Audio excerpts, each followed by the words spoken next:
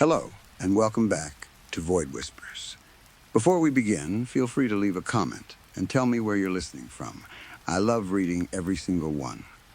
If you enjoy the Void Whispers that creep in during the dead of night, don't forget to like the video and subscribe to the channel. Turn on notifications so you never miss a new story. Now, get comfortable, dim the lights if you dare, relax your mind, let the outside world fade away. And let's begin. Story 1, I woke up suddenly in the middle of the night with my heart beating so hard it felt like something inside my chest was trying to break out. For a few seconds, I did not know where I was. My room was dark, and my mind was still stuck between sleep and waking. The only light came from the window, where the weak glow of the street lamp outside slipped through the curtains and made pale lines on the wall. I lay there, frozen, staring into the darkness, trying to understand what had woken me. Then I heard it again. A faint creaking sound. It was coming from the front door of my apartment. At first, I thought it might have been the building settling. My apartment was in an older building on the outskirts of Chicago, in a quiet neighborhood where nothing much happened. The place was not fancy, but it was affordable, and after my breakup, it was all I could manage on my own. The building had thin walls, the kind where you could hear your upstairs neighbor walking around, someone coughing in the next unit, or pipes making noise in the middle of the night. But this sound was different. It was not the walls. It was not the pipes. It was not a neighbor moving around. It was the lock. The sound was low and careful, like someone outside my apartment was trying to turn something inside the door. There was a small scraping noise, then a pause, then a soft metallic click. It sounded like someone was working slowly and quietly, trying not to make too much noise. I sat up in bed, wide awake now. My mouth had gone dry. I looked toward the bedroom doorway, which led into the small living room. Beyond that was the front door. I could not see it from where I was, but I could hear it. Scratch, pause, creak. I checked the time on my phone. 3:30 a.m. The apartment was cold, even though it was summer. I always left one window partly open at night to let air in, because the place got stuffy and warm during the day. But now the cool air only made everything feel worse. It touched my skin and made me shiver. I sat there without moving, listening. Another sound came from the door. This one was sharper, like metal sliding against metal. Then everything went silent for a few seconds. I held my breath. The sound returned, slower this time. Whoever was outside was trying to be careful. That was the moment I knew it was not my imagination. I had been living alone for 6 months. Before that, I had lived with my ex-girlfriend, but after we broke up, I moved into this apartment by myself. I was still getting used to the silence. At first, being alone had felt peaceful. No arguments, no tension, no awkward conversations, just my own space. But that night, the silence felt dangerous. I was not expecting anyone. No friend, no family member, no delivery. No neighbor had any reason to come to my door at that hour. And even if someone had the wrong apartment, they would knock. They would say something. They would not stand outside trying to open the lock. I slid out of bed slowly, trying not to make any noise. The wooden floor was cold under my bare feet. I grabbed my phone from the nightstand and saw the battery was low. That small detail made my fear worse. I had meant to charge it before bed, but forgot. Now the little red battery symbol felt like a warning. I thought about calling the police right away. But then, another thought came in. What if it was nothing? What if it was a drunk neighbor at the wrong door? What if someone had come home late and mistaken my apartment for theirs? What if it was an animal outside in the hallway somehow? A cat, maybe? Or a raccoon that had gotten into the building? I wanted it to be anything except what it sounded like. But deep down, I knew that sound was precise. Human, I walked slowly toward the living room, one step at a time. My apartment was small, so it did not take long to reach the front door. I stopped a few feet away from it and listened. The scratching had stopped.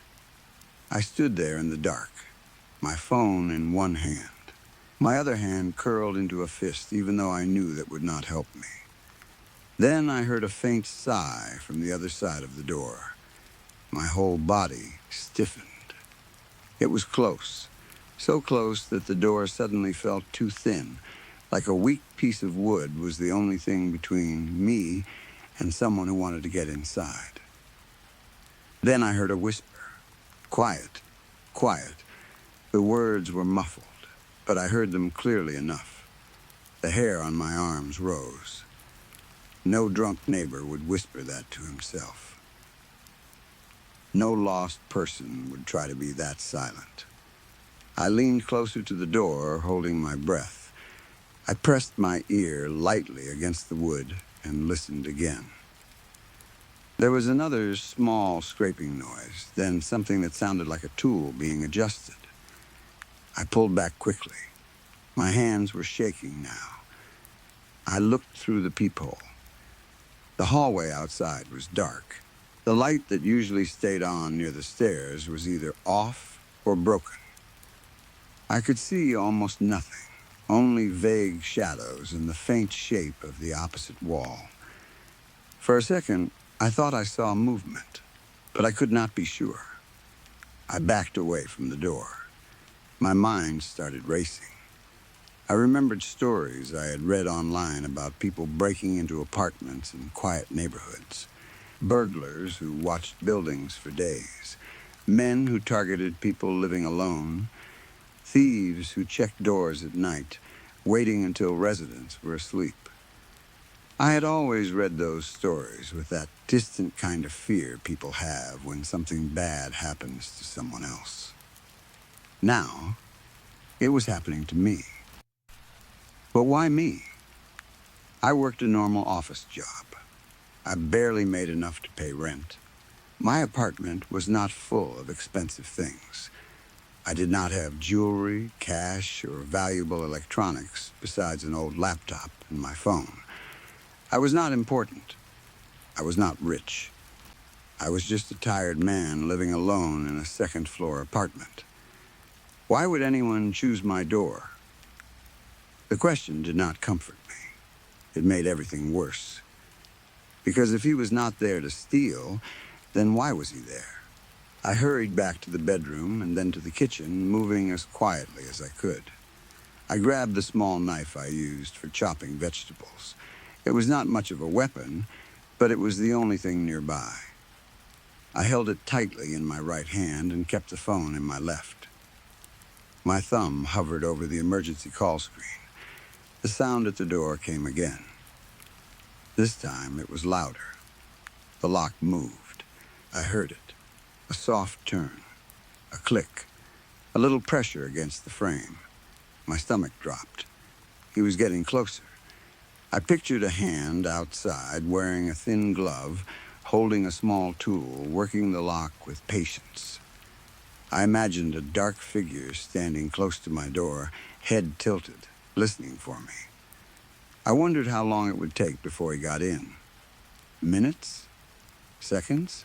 I stepped backward until I reached the edge of my bed and sat down without meaning to. I tried to think of escape options. My apartment was on the second floor. The kitchen window opened over a narrow alley, and there was a fire escape farther down, but not directly under my window.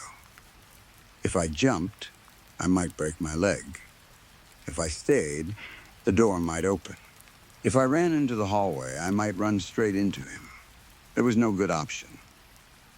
Then I heard light footsteps outside the door.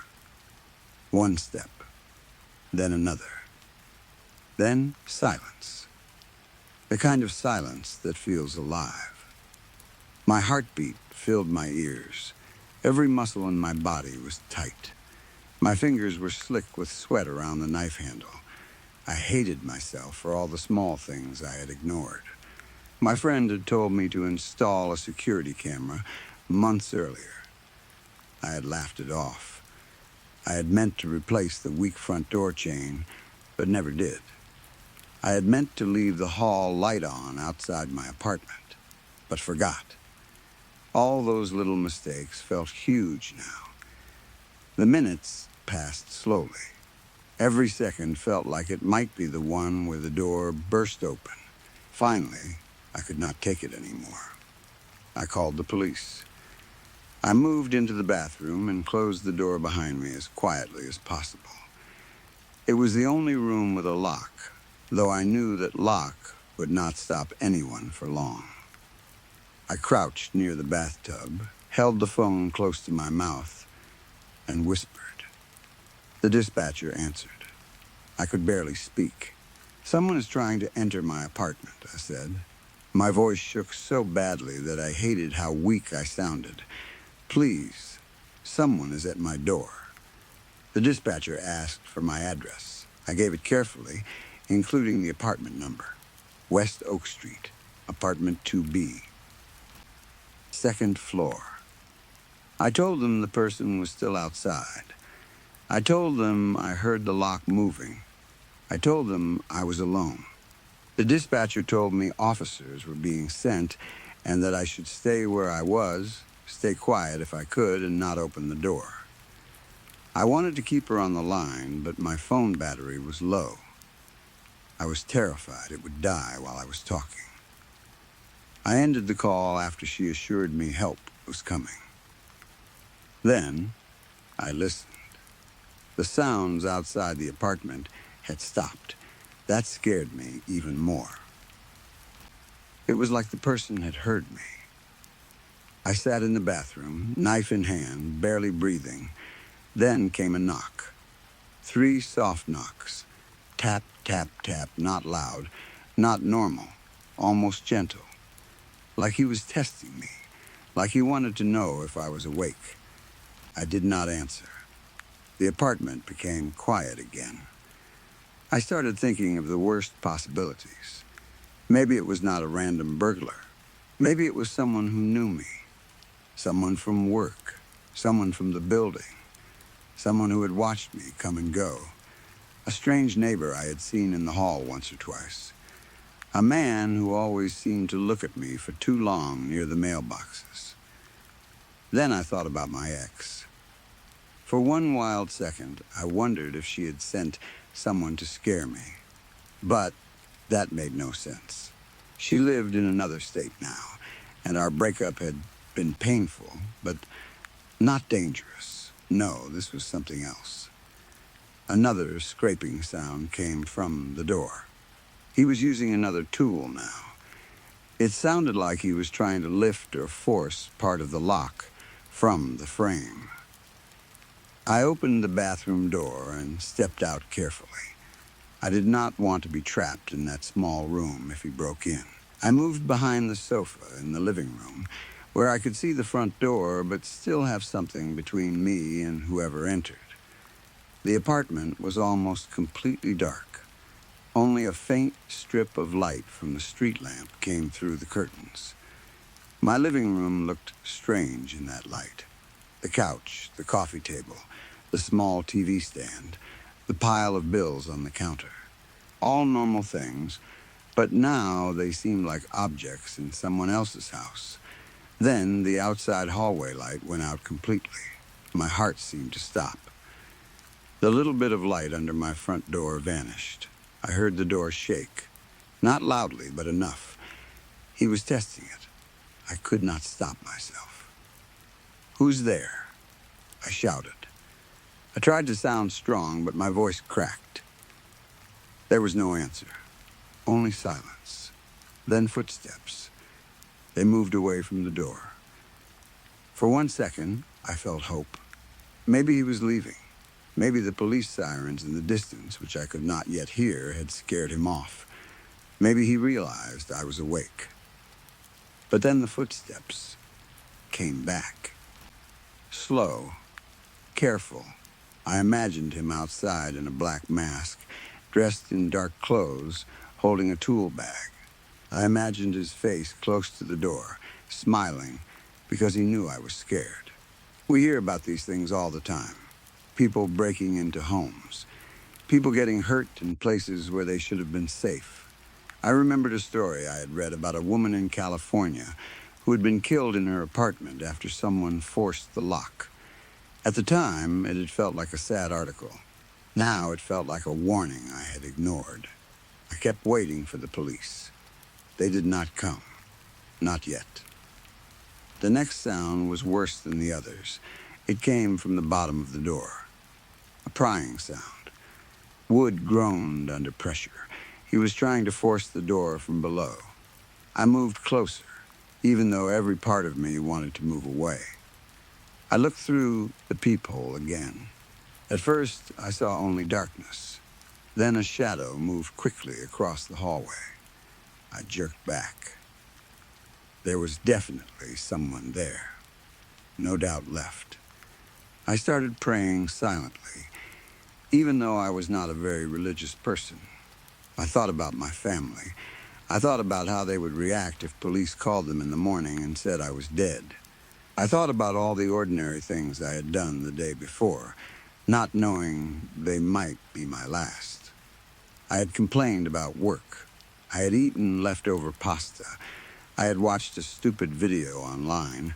I had gone to bed thinking tomorrow would be normal. The next few minutes were the worst of my life. Scratch, pause, metal against metal. A muffled sigh. The door moved again. I imagined a hand slipping through a gap. I imagined the chain snapping. I imagined the door opening and a stranger stepping into my home. Then, finally, I heard sirens. Faint at first, then louder. Blue and red lights flashed through my curtains. Relief hit me so hard I almost cried. I ran toward the door, staying a few feet back, and shouted as loud as I could. I'm here, apartment 2B. He's here. That was the moment everything went wrong. The person outside heard the sirens too. I thought he would run. Any normal burglar would run. Instead, he decided to finish what he had started. There was a sharp cracking sound. The security chain snapped. The door flew open so hard it slammed into the wall. A man rushed inside like an animal. He was tall and strong, wearing a black mask that covered his whole face except for his eyes. Those eyes were wide and focused. I do not know how to explain it, but I knew instantly that he was not there to rob me. He did not look around for valuables. He did not search for a wallet, laptop, or keys. He came straight for me. He wanted me. I raised the knife, but he was faster. He hit me on the side of the head with the handle of a metal tool. Pain exploded through my skull, and I fell to the floor. My vision flashed white, then black, then white again. Before I could get up, he kicked me hard in the stomach. The air left my lungs. I tried to stab at him with the knife, but I missed. My hand moved weakly in the dark, cutting only empty air. From the hallway, I heard the police rushing up the stairs. Police! Someone shouted, "Don't move!" The man looked toward the sound. For 1 second, I thought they had him. But he moved fast, terrifyingly fast. He ran toward the living room window, the one I had left partly open. He ripped through the curtain, shoved the window up farther, and climbed out into the narrow back alley. There was an old iron fire escape near that side of the building, and he must have known exactly where it was. By the time the officers burst into my apartment, he was gone. I lay on the floor. bleeding from my head, struggling to breathe. The officers ran to the window. One shouted into his radio. Another knelt beside me and asked if I could hear him. I remember trying to answer, but only making a weak sound. Blood was running down the side of my face and into my eye. After that, everything blurred. I woke up hours later in the hospital. My shoulder was fractured, probably from the fall or from the kick. I had a concussion and stitches near my hairline. My ribs hurt, but none were broken. The doctors told me I was lucky. I did not feel lucky. The investigation did not give me answers. The man had not stolen anything. My wallet was still there. My laptop was still on the desk. My TV, phone charger, spare cash, everything was untouched. The hallway camera in the building had not worked for months. The street cameras nearby caught only a dark shape leaving the alley, not enough to identify him. The neighbors admitted they had heard noises, but they were too scared to come out. I do not blame them. I might have done the same thing. The police asked me if I had enemies. I told them no. They asked about my ex. I said she had moved away. They asked if I had argued with anyone in the building or at work. I said no. They asked if anyone had been following me. I said I did not think so. That answer has haunted me. Because after the attack, I started remembering small things. A man standing across the street one evening when I came home from work. A shadow near the stairwell that disappeared when I opened my door. A strange feeling in the grocery store parking lot a week before, like someone was watching me. At the time, I had ignored all of it. Now, I wonder if it was him. I moved out of that apartment as soon as I could. I live somewhere else now, in a newer building with better locks, cameras, and brighter hallways. I change my locks more often than most people would think is normal. I sleep with a light on. I keep my phone charged every night. I keep a legal handgun by my bed after getting the proper permit, but I still do not feel safe. Every night I wake up at the smallest sound. A pipe knocks, and I sit up with my heart racing. A neighbor drops something, and I reach for the gun.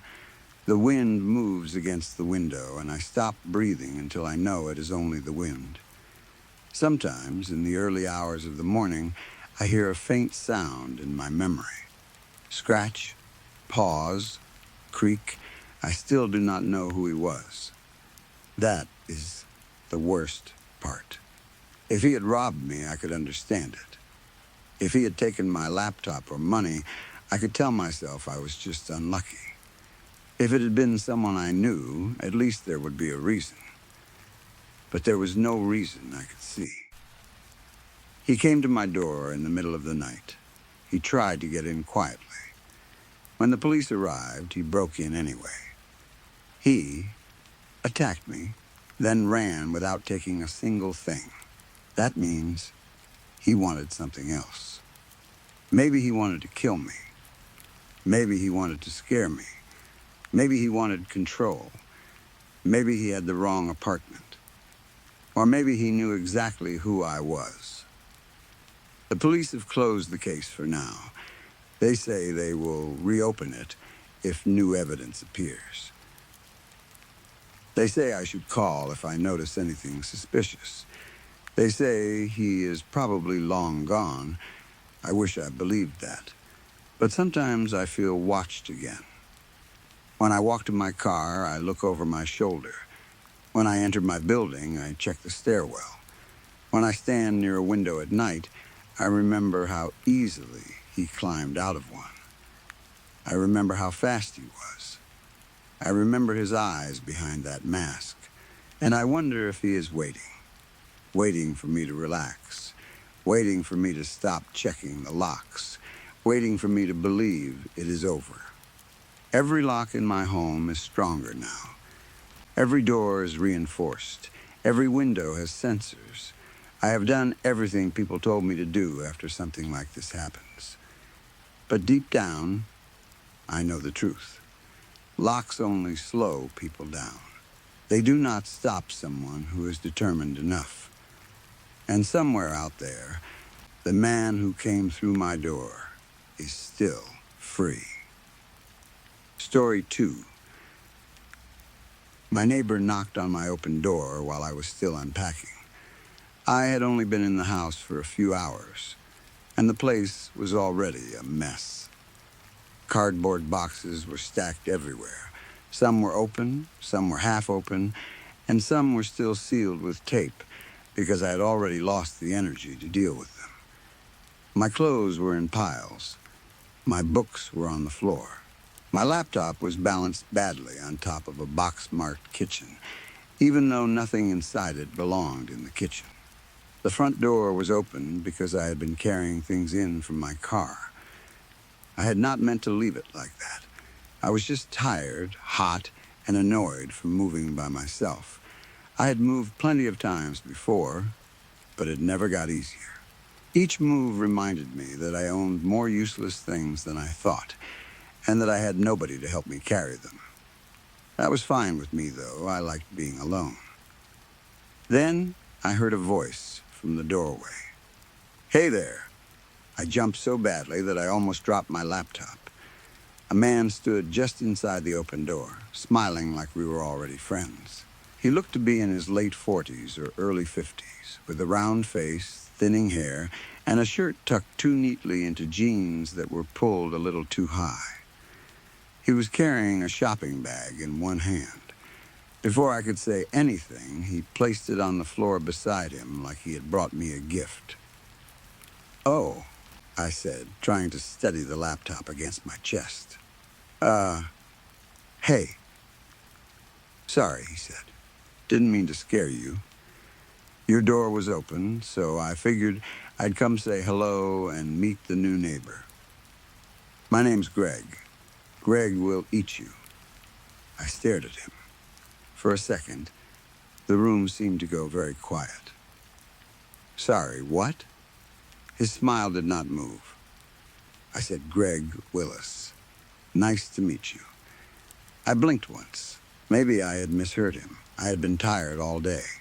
I had driven for hours, carried boxes, signed papers, argued with the internet company, and eaten nothing but gas station chips since morning. My brain was not exactly working at full speed. Still, I could have sworn he had said something else, something much worse. I forced myself to answer. "Yeah, hello. Francis Morton. I am not a very social person. That is the polite way to say it. I do not like small talk. I do not like strangers standing in my doorway. I do not like surprise visits, friendly neighbors, block parties, or people who say things like, 'We're all one big family here.' I am not rude on purpose, but I also do not pretend to be warm when I am not. I moved to that town because the house was cheap, quiet, and far enough from everyone that I thought I might finally have peace. The real estate agent had told me the price was low because the previous owner died there. He said it in a careful voice, watching my face for fear. I did not care. People die in houses all the time. That does not mean the walls remember them. At least, that was what I believed then. Greg stepped farther into the doorway like he had been invited.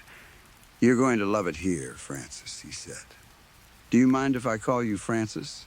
I did mind, but I shrugged. "This is a nice little town," he went on. "Everyone knows everyone. Real friendly place. And it's only about an hour's drive to the city, depending on traffic." "You work in the city?" "Most days, I work from home," I said. "Oh, that's great, isn't it? These days, with the internet and all that, nobody really needs to go into the office anymore. Whole world's changing." "Okay," I said. I said it as flatly as I could, hoping he would understand that I wanted the conversation to end. He did not. He just looked around my house, his eyes moving over the boxes, The furniture, the corners of the room, the hallway behind me. It felt less like curiosity and more like inspection. So, he said, Gary told me you don't have any family. That made me pause. Who's Gary? Mr. Sims, he said, the real estate agent. Of course, everyone around here calls him Gary. Oh, right, I did not like that Gary had told him anything about me. I especially did not like that he had told a stranger I had no family. Yeah, I said, I'm an orphan. Never got adopted. Greg's smile widened. That's great. I must have looked at him like he had slapped me, because he quickly raised both hands and gave a nervous little laugh. I mean, it's great that you're here, he said. In town, I mean. New start and all that. We're all very friendly here. Do you have any friends you might invite over? We could have a little party. Welcome you properly. I stared at him. Not really, I said. I don't have many friends. No? The way he said it made my stomach tighten. There was something hungry in his eyes. Not obvious. Not wild. He did not drool or lean forward like some movie creep. He just looked at me a little too closely. Like a man looking through glass at a steak in a butcher shop, already thinking about how it would taste. I took a step back and nodded toward the boxes. Look, man, I'm kind of busy right now. Greg looked at the boxes, then back at me. His grin returned. Something about it made a chill crawl up my back. Well, okay then, he said. If you need anything, I live next door. Great, I thought. Of course he does. I already imagined him knocking on my door every day, asking if I needed help, asking if I wanted to come over, asking personal questions with that hungry look on his face. I had not even finished unpacking, and I was already wondering if I had made a mistake by buying the place. Greg turned to leave, then suddenly stopped. Oh, almost forgot. He bent down and picked up the shopping bag he had set on the floor. From inside it, he pulled out a round tin of cookies. From Gary, he said. Welcome to the neighborhood. I took it because refusing would only make the conversation last longer. Thanks, I said, though I could not have sounded less thankful if I tried. Greg stood there for another second, still smiling. Then, he finally left. I watched him walk across the small stretch of grass between our houses. He did not look back, but I still felt like he knew I was watching. He went into the house next door, and I closed my front door immediately. Then, I locked it. I stood there for a moment with my hand on the lock, listening. Nothing. Just the low, empty sound of the house settling around me. I told myself I was overreacting. Greg was probably just one of those overly friendly small-town people who did not understand boundaries. Gary probably mentioned my lack of family because real estate agents say too much when they are trying to make people feel connected. The cookies were just cookies. I placed the tin on the kitchen counter and forgot about it. For the next several hours, I unpacked. By midnight, I was done trying. My back hurt, my hands were sore, and I smelled like sweat, dust, and cardboard. I had managed to set up the bed, plug in my laptop, find one towel, and stack most of my kitchen things where I would probably move them again later. That was enough. I took a long, hot shower, letting the water beat against my shoulders until the muscles loosened a little. Afterward, I made instant ramen because it was the only food I had actually unpacked. I ate it standing at the counter because I had not found the forks yet and had to use a plastic spoon. When I finished, I was still hungry. I considered making a second bowl, then wondered whether my kidneys could survive that much salt in one night. That was when I remembered the cookie tin. It sat on the counter, untouched. I pulled it closer and scratched at the tape around the lid with my thumbnail. The tape was stuck down hard, and I had to peel it off in little pieces. When I finally opened the tin, the sweet smell of butter cookies rose out. But there was something on top of them, a folded note. At first, I thought it was some welcome message. Maybe Gary had written his office number on it or some fake cheerful line about settling in. I unfolded it. The note was written in shaky handwriting. "I'm sorry. You will save us. He's always hungry." We offered him a cow, a horse, several pigs, but no, he wants humans. "I'm sorry." I stared at the paper. "What?" I said out loud. My voice sounded small in the kitchen. For a while, I just stood there, holding the note. I read it again, then again. I looked at the cookies, then at the front door, then toward the dark window over the sink. A normal person might have called the police. I was not feeling very normal. I was exhausted. My body was heavy with that deep, moving day tiredness that makes even fear feel slow. Part of me thought it was a cruel joke. Small towns love weird traditions, I told myself. Maybe they did this to scare newcomers. Maybe Gary and Greg thought it was funny. I folded the note and set it back on the cookies. "I'll ask Gary tomorrow," I muttered. Then I went to bed. The bedroom still smelled like paint and old wood. I had put the bed against the far wall because it was the only place it fit.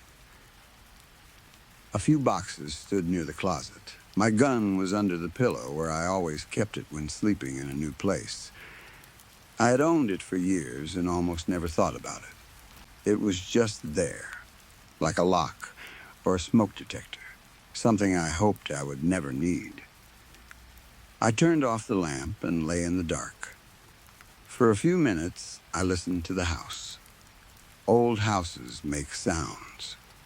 Pipes tick. Wood creaks. Wind pushes against loose windows. I knew all that. I had lived in cheap places before. Still, there was something different about this house. The darkness felt too close. At some point, I fell asleep. I woke up when something stung my arm. It was sharp and sudden, like a burning needle had dropped from the ceiling. My hand flew to the spot by instinct, but the moment my fingers touched it, I yanked them away. Pain flashed across my palm. I sat up fast, heart pounding, and looked at my hand. There was a small burn mark in the center of my palm. Not red like a normal burn, white at the middle, angry and wet around the edges. It looked like a drop of acid had landed there. I looked at my arm. There was another burn mark near my elbow. My mouth went dry. Then I looked up. I only understood what I was seeing because of a strange memory from high school. My science teacher had been a weird man who kept real human body parts preserved in jars. He told us it was legal because some people donated their bodies to science. One day, he showed us a human stomach cut in half so we could see the lining inside. That was what my ceiling looked like. Except it was not dead. It was alive.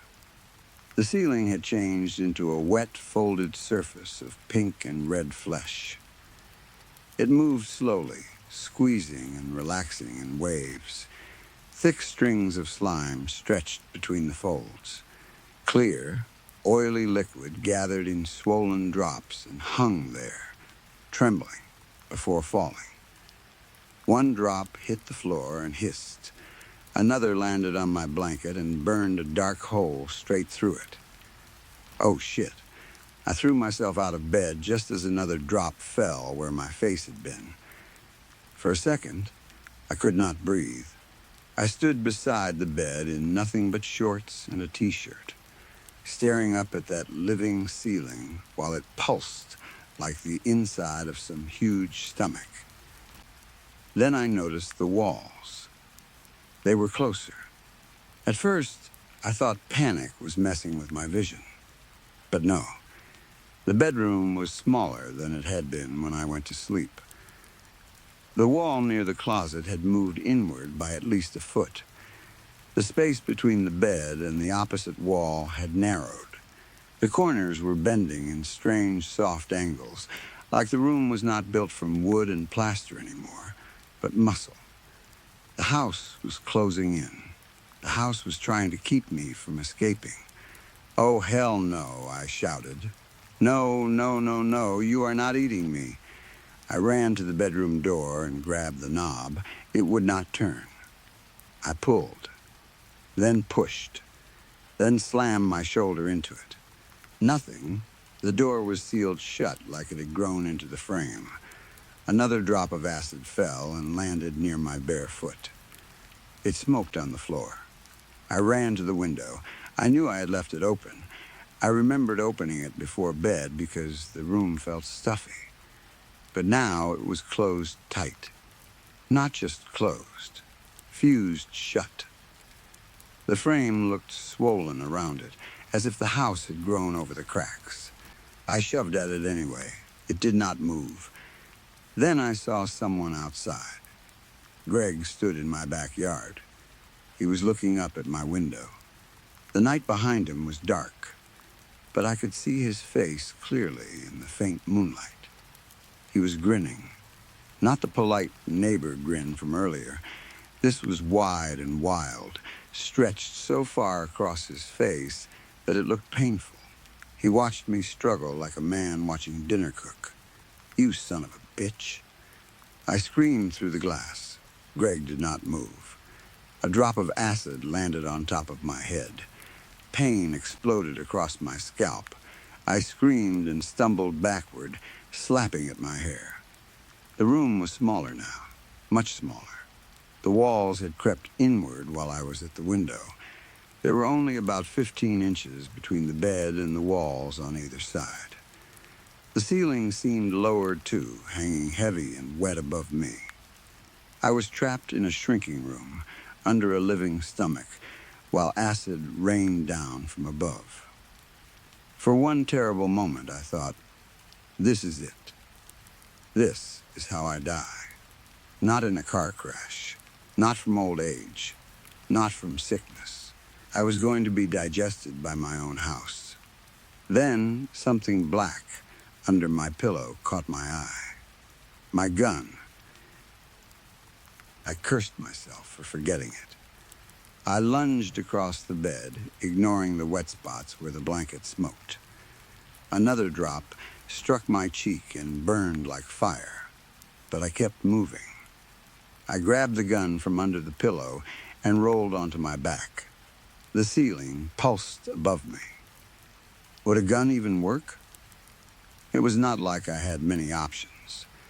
I aimed straight up and fired. The sound was enormous inside the shrinking room. Outside, Greg screamed, not the house. "Greg," I fired again. The ceiling convulsed. The whole room shook. A deep, wet groan rolled through the walls, and the floor bucked under me like something alive had been struck in the gut. Acid splashed from the ceiling, hitting the bed, the wall, my arms. I screamed and fired a third time. Greg screamed again from outside. This time it was a horrible, tearing sound. The walls stopped moving. For half a second, everything froze. Then the bedroom seemed to gasp. The door burst open. The window cracked from corner to corner. Cold night air rushed in, and the fleshy ceiling above me pulled back like a wound closing. The room stretched outward with a deep, creaking sound. Plaster returned. Wood returned. The ceiling became a ceiling again, though dark, wet stains still spread across it. I tried to stand, but my legs gave out. The last thing I remember was falling beside the bed, still holding the gun, while the smell of burning skin filled the room. I woke up in a hospital. At first, I did not know where I was. Everything was white and bright. A machine beeped beside me. My arms and legs were wrapped in bandages. When I tried to move, pain rolled through my body in hot waves. I lifted one hand carefully and touched my face. Bandages, my face was wrapped too. In my panic, while trying to survive, I had not even realized how many times the acid had hit me. My arms, my scalp, my cheek, my hands, small burns everywhere. A doctor came in not long after I woke up. He looked tired and careful, like he had practiced what he was about to say. I asked him what happened. He looked at me curiously. Then he said, "Your neighbor, Greg Willis, appears to have had a mental break. He attacked you in the middle of the night by throwing acid at you through your bedroom window. You defended yourself by shooting him in the stomach." I stared at him. For a second, I almost laughed. That was their story. That was the official story. Greg went crazy. Greg threw acid. I shot Greg. The doctor kept talking. He said the whole community had come together to help with my hospital bills. He said people were very concerned for me. He said someone had called my boss and explained what happened. He said if my boss did not want me back after all this, someone in town would help me find work. He said I was lucky to be alive. I listened to all of it. Then I started laughing. The doctor stopped. "Oh," I said, "you're in it too." "I see." His face went still. "You people never thought of shooting that son of a bitch from the inside like I did?" I asked. "Not once?" The doctor looked away. He pretended not to hear me, but I saw him shudder. "The acid used was not very strong," he said after a moment. His voice was thinner now. "Your burns are mostly superficial. Painful, yes, but not deep. You should recover. By next month, you can go home." This time, I was the one who shuddered. Go home, back to that house, back to that town, back to Greg's house next door, though I doubted Greg would be smiling at the window anymore. Back to Gary, who had sold me the place and sent me the cookies. Back to the people who had offered cows, horses, pigs, and then finally decided I would do. I looked at the doctor. He did not meet my eyes. That told me everything. They had not saved me out of kindness. They had saved me because I had done something none of them had managed to do. I had hurt it. Maybe I had only wounded it. Maybe the house was still alive, waiting. Maybe Greg had been part of it.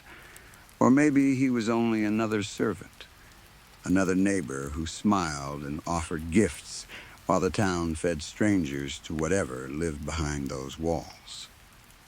Either way, I knew one thing. I was not going back there.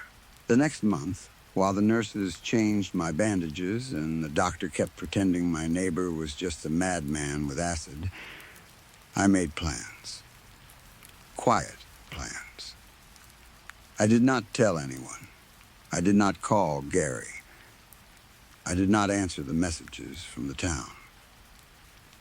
I did not touch the cookie tin when someone brought my personal things from the house and placed them in a bag by my hospital bed. The note was still inside. I read it one more time before throwing it away. "I'm sorry. You will save us. He's always hungry." I wondered how many people had read those words before me.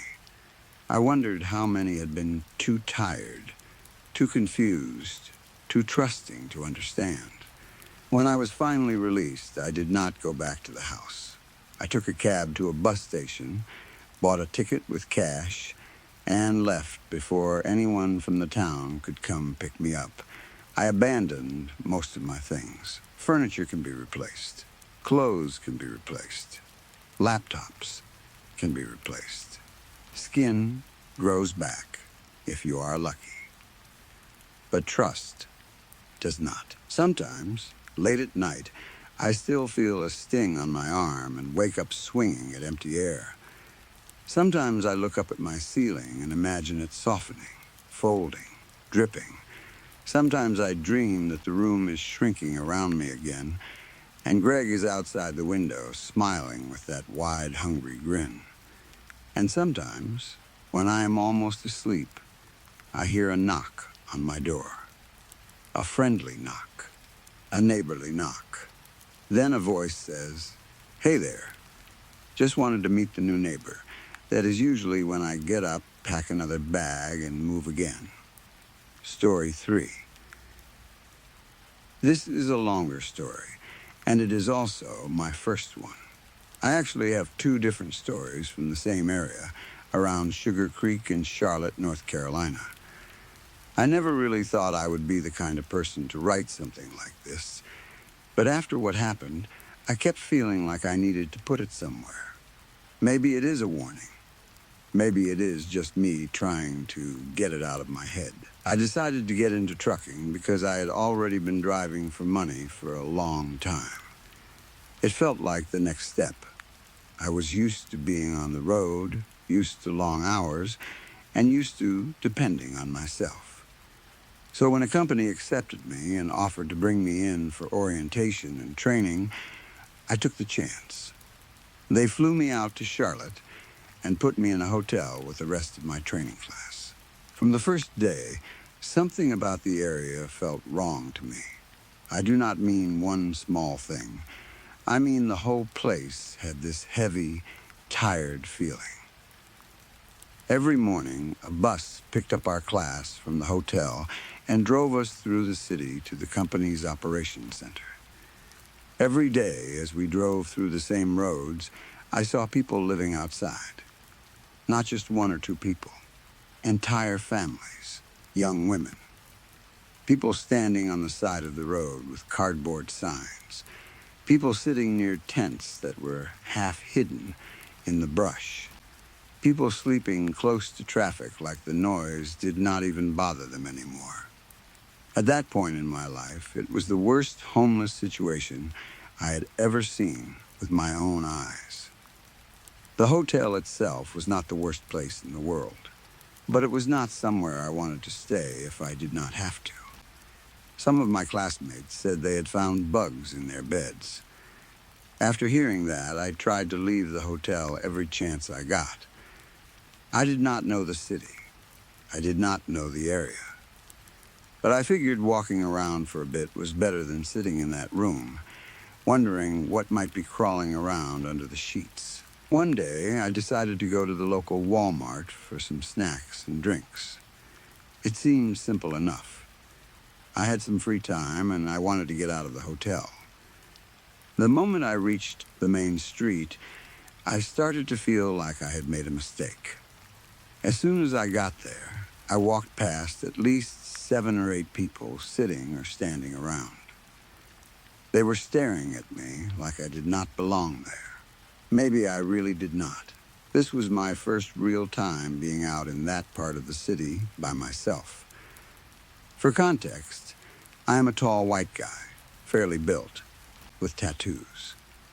I have been told I look a little like Johnny Depp, though I do not really know about that. The point is, I did not look like someone from that area, and I could feel people noticing it. I put on my Beats headphones and tried to ignore anyone who tried to talk to me. I kept my eyes forward and kept walking. I told myself not to act nervous. I told myself that if I looked like I knew where I was going, maybe nobody would bother me. Eventually, I reached the point where I had to cross the street and the train tracks. That was when I noticed a guy walking between cars in the middle of traffic. Horns were blaring. People were shouting at him from their windows. He was holding something in his hand and jabbing it toward people's windows while yelling. The light turned green and the traffic moved, leaving him standing in the middle of the road.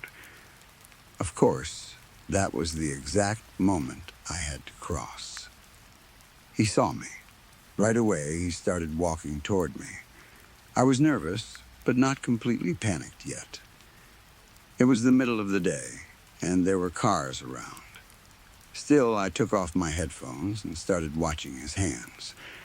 I wanted to know what he was holding.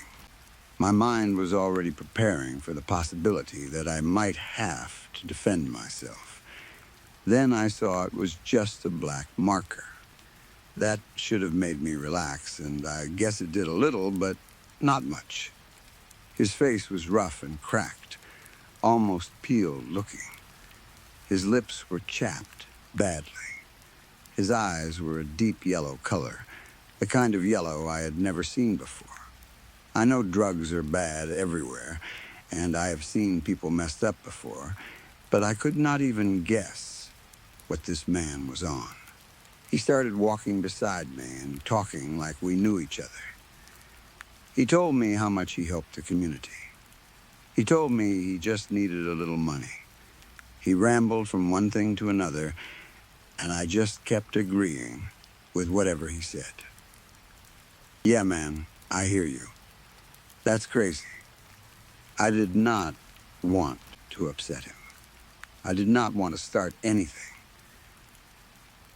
I just wanted to keep moving.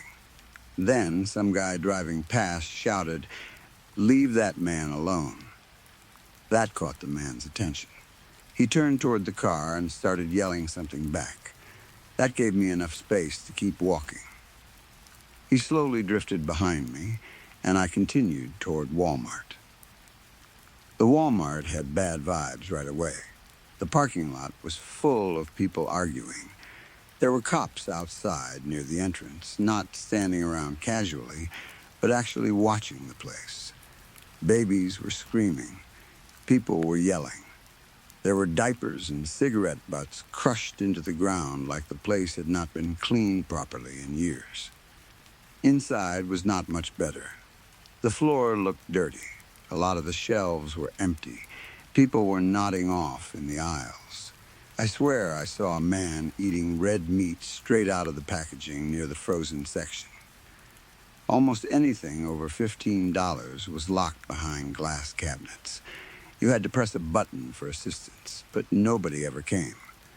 The employees looked like they had given up. Some were on their phones, some were nowhere to be found. Nobody seemed to care about the store, the customers, or anything happening around them. Compared to where I was from, the place felt like hell. I do not know if many places are like that. I had not really left the area I grew up in much before this. Maybe I was sheltered. Maybe I had just never seen that side of a city up close.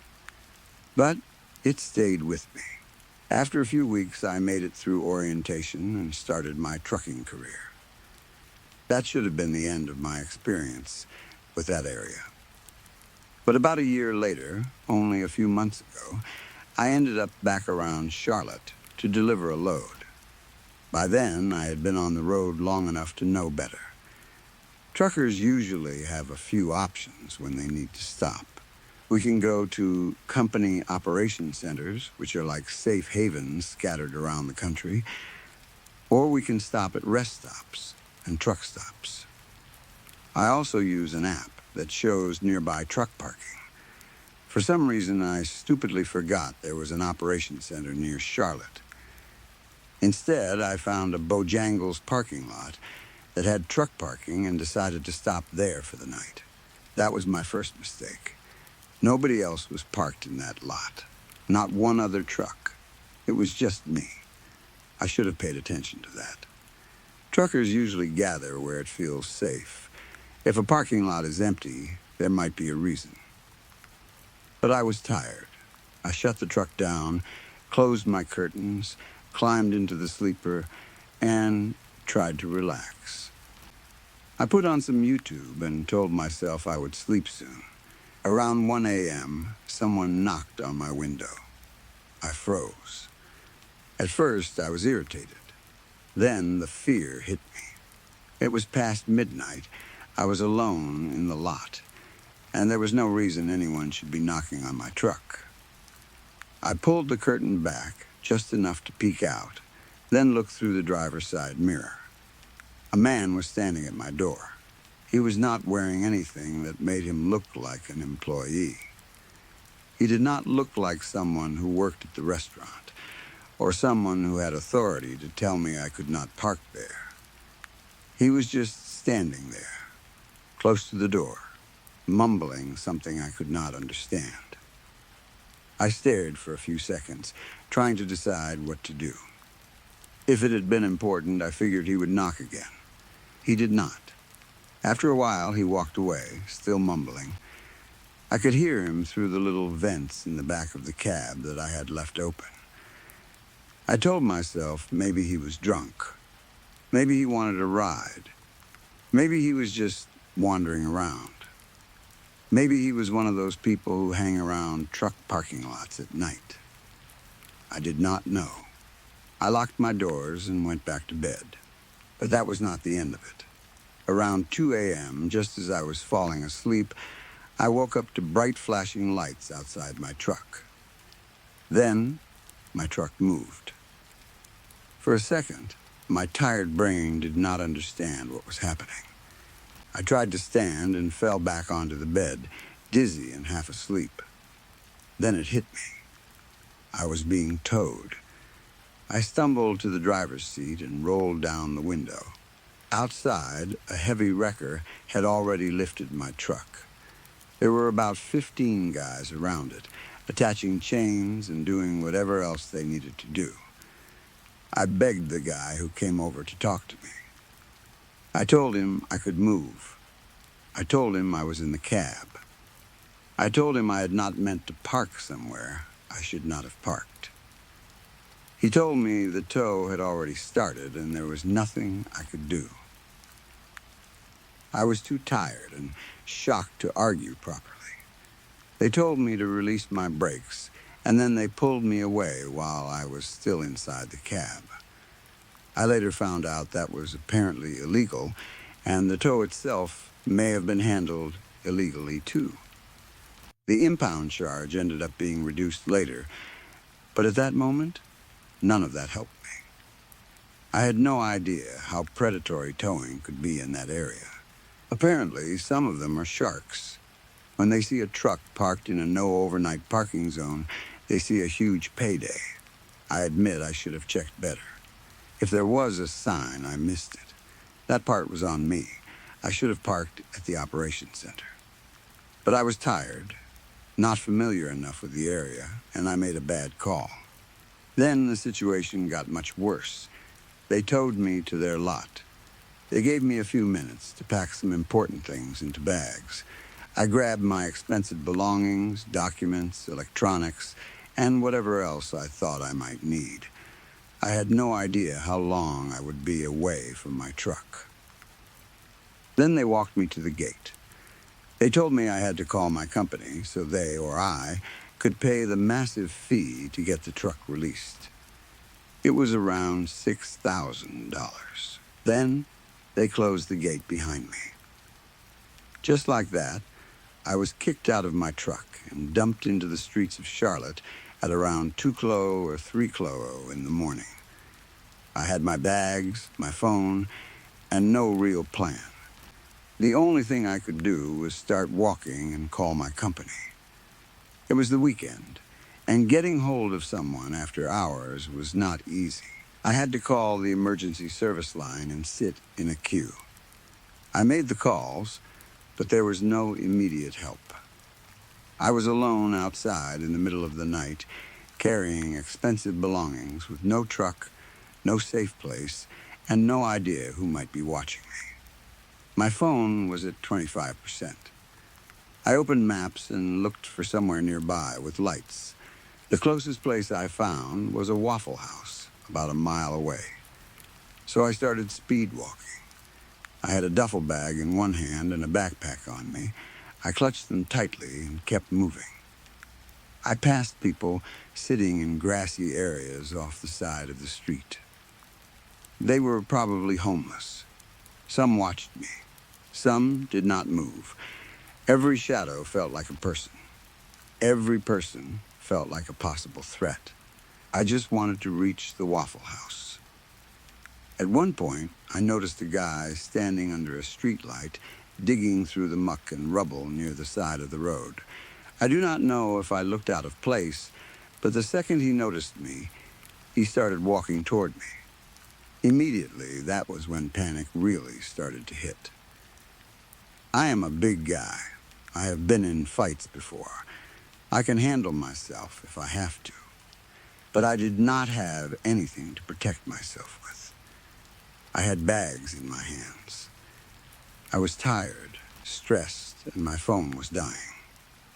Around that time, I had recently heard a story about a woman being stabbed on a train in the Charlotte area, and that was all I could think about. My body went cold. The man started following me. At first, I could only hear him mumbling. He was close enough that it sounded like he was talking beside me, even though he was behind me. I just want to know. Then more mumbling. I don't know what your problem is, more mumbling. Something about respect. Something about where he was from. I kept walking. Then his voice became clear. Hey, you got a cigarette? I ignored him and kept moving. I could see the lights of the Waffle House in the distance. I focused on them like they were the only safe thing left in the world. Then he started screaming. He wanted a cigarette, and he was screaming for it now. I do not know what came over me. Maybe I had reached my limit. Maybe my nerves snapped. Maybe I knew if I let him keep closing distance, I would lose control of the situation. I dropped my bags, turned around, and told him to back off or he was going to get hurt. Somehow, he was already face to face with me. I had not even heard his shoes scraping behind me. 1 second, he was behind me, and the next, he was right there. His eyes were yellow, his face rough and sick-looking, and he looked like he had crawled out of a nightmare. I said, dude, I'm not trying to be a jerk, but following people gets you hurt where I'm from. I don't even smoke. Back off. He sneered at me. Oh, so you big, huh? He said. Roided out punk. I'll mess you up. I don't care how big you are. I almost would have taken it as a compliment if I had not been so scared. I work out, but I do not see myself as some huge bodybuilder. Still, I knew I could probably beat this guy in a straight fight. The problem was I did not know what he had on him. A knife, a needle, a bottle, a piece of metal, anything. So I told him, take one more step, and we're going to have a problem. He spat at me. That was it. I threw a hard punch, and in the same motion, I shoved him with everything I had. He flew back and hit the pavement hard. He started flailing, grabbing at his hoodie and pockets. That scared me more than anything. I did not wait to see what he was reaching for. I grabbed my bags and ran. My adrenaline was so high, I barely felt the weight of my duffel bag. I ran toward the Waffle House, where I could see people outside. They were singing Happy Birthday to one of their friends. I must have looked insane when I came up to them. They all stopped singing and stared at me. I felt like I owed them an explanation, so I immediately told them what had just happened. To my surprise, they were friendly. Some of them laughed like this was not even unusual. Not laughing at me exactly, just laughing in that tired way people do when a place has shown them too much. One woman smiled and said, "Welcome to Charlotte, baby." I looked back down the street. The guy I had hit was walking away into the dark, swinging his arms and punching the air. He looked like he was still arguing with someone who was no longer there. Then my phone rang. It was my company finally calling back. They told me they were going to set me up with an Uber and a hotel. I stepped away from the group so I could hear better. As I was on the phone, another man who had been sitting against the wall lifted his head. He had that same yellow, sad look in his eyes. He looked right at me and said, "Hey, my brother, you got a cig?" I just stared at him for a second. I did not answer. I could not believe it. After everything that had just happened, after getting towed, dumped onto the street, followed, threatened, and almost attacked, the same question came back, like a curse. "You got a cigarette?" That is pretty much the story. Maybe some people who live around Charlotte are used to it. Maybe they will say I am exaggerating, or that I was in the wrong place at the wrong time, or that every city has bad areas. Maybe that is true. I am not trying to insult an entire city. I am sure there are good people there. I even met a few of them outside that Waffle House. But I know what I saw. I know how that area felt. Sugar Creek, at least the parts I passed through, felt like a place where the normal rules had been worn down by too much desperation. People stared too long. Shadows moved too close. Every empty parking lot felt like a trap. Every interaction felt like it could turn bad in a second. And if you are a trucker, do not make the mistake I made. Do not park alone in a city lot just because an app says there is truck parking. Do not assume an empty parking lot is safe. Do not ignore the fact that no other trucks are there. Do not trust that signs will be easy to see when you are tired, stressed, and unfamiliar with the area. Park where there are other trucks. Park where there is light. Park somewhere meant for overnight parking. Use the operation centers when you can. Use real truck stops. Use places where you are not the only one sleeping in a cab in the dark. And if you are near Charlotte, especially around Sugar Creek, be careful. I am not saying every person there is dangerous. I am not saying everyone on the street is out to hurt you.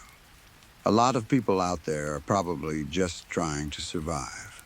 But when you are alone at 3:00 in the morning with bags in your hands, a dying phone, and nowhere safe to go, it only takes one unstable person to turn a bad night into the worst night of your life. I got lucky. That is the part that stays with me. I got lucky that the first guy outside Walmart drifted away. I got lucky that the man following me near the Waffle House did not pull a knife. I got lucky that my company called back when they did. I got lucky that the people outside the Waffle House were friendly. I got lucky that I made it through that night with all my belongings and my body still in one piece. But luck is not a safety plan. So if you are a trucker, listen to me. Do not park in Charlotte if you can avoid it. Stay away from Sugar Creek if you do not have a reason to be there. And honestly, do not park alone in any city if you can help it. Find other trucks. Find lights. Find a place where someone would notice if something went wrong. Because the road is already hard enough. You do not need to wake up at 2:00 in the morning being towed out of your truck only to be thrown into a city street with everything you own on your back and strangers closing in from the dark. Story 4. I do not know how to begin this. I do not even know if anyone will believe me. If someone had told me this story a month ago, I would have laughed in their face. I would have said they were having a mental breakdown, or that they had spent too much time online, or that they had fallen into some weird conspiracy rabbit hole.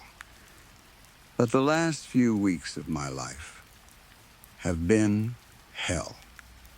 Not a bad week, not a rough time. Hell, I cannot explain it any better than that. Because every time I try, The words sound too stupid to be real.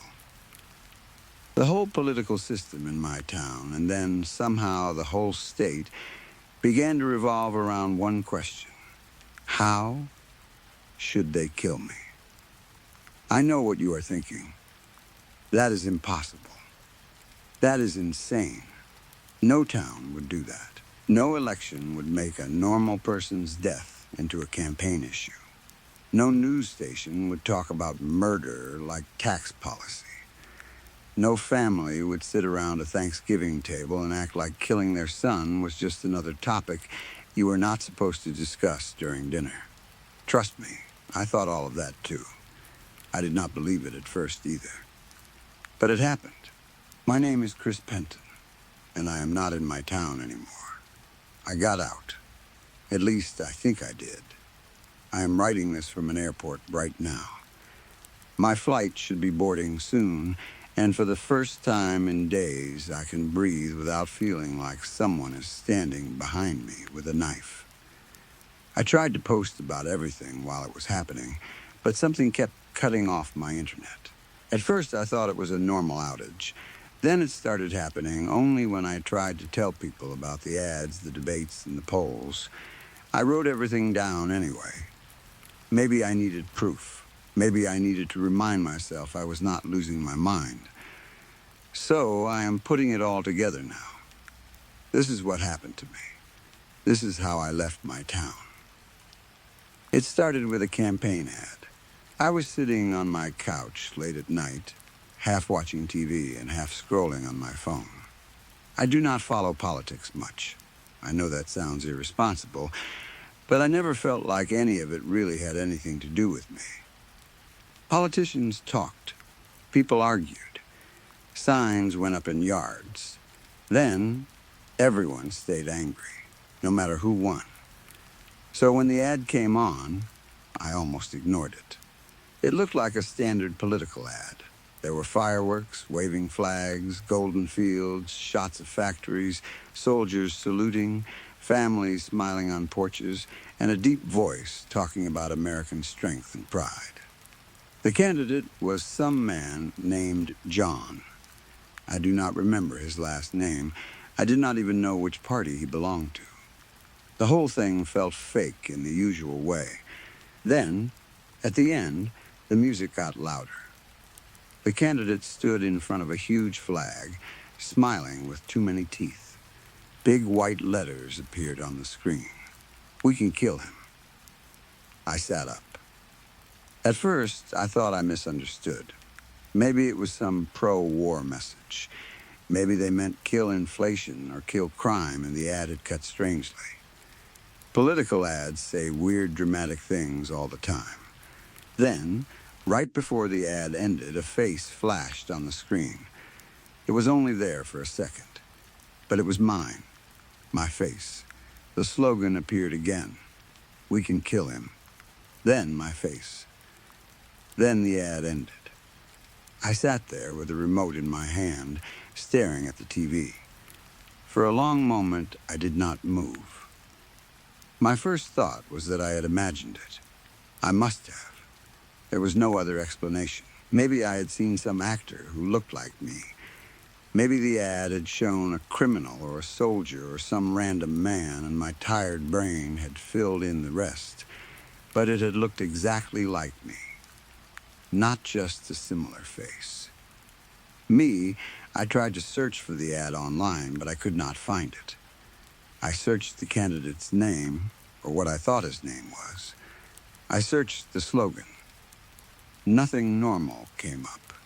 My internet started slowing down, and then the page stopped loading completely. I laughed nervously and told myself to go to bed. I did not sleep. The next morning, I woke up hoping the whole thing would feel silly in daylight. It did not. My internet was still acting strange. Some sites loaded. Others did not.